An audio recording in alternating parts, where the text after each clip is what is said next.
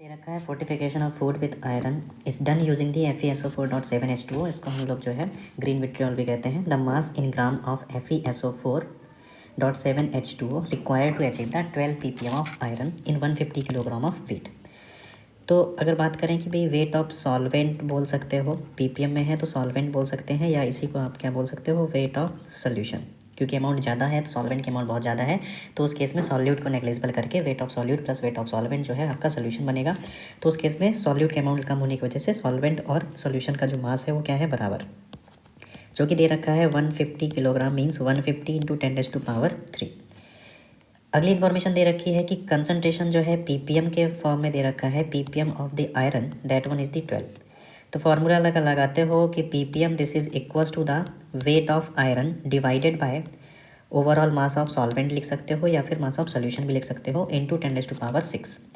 तो ppm की value दे रखी है 12, this will be equals to the iron का मास हमें पता करना है, तो mass of iron divided by solution mass और solvent mass that is 150 into 10⁻³ multiplied by 10⁻⁶। तो यहाँ से निकालेंगे mass of iron, so this will be is equals to the 12 into 150 into 10⁻³ divided by 10⁻⁶।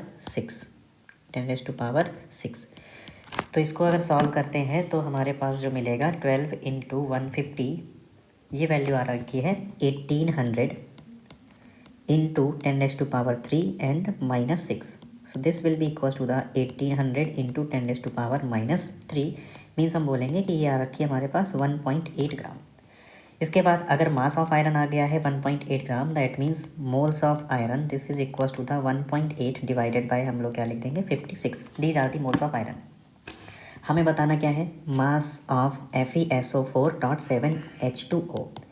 FeSO4.7H2O को अगर एनालाइज करते हैं तो इस केस में आपको यहाँ पे क्या देखने को मिलेगा कि 1 मोल आयरन जो है, उस 1 मोल आयरन में देखें अगर, तो Fe जो है वो कितना है 1, मीन्स 1 मोल ऑफ FeSO4 की बात करें तो 1 मोल ऑफ FeSO4 में यहाँ पे 1 मोल FeSO4 contains 1 mole of Fe।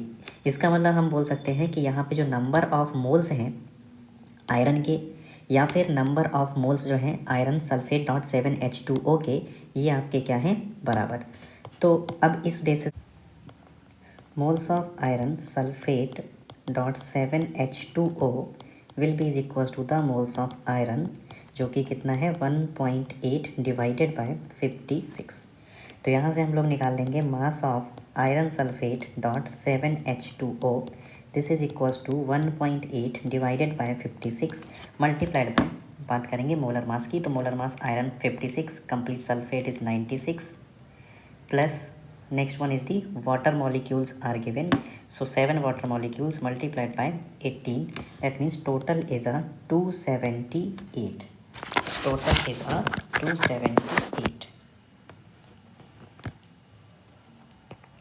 278.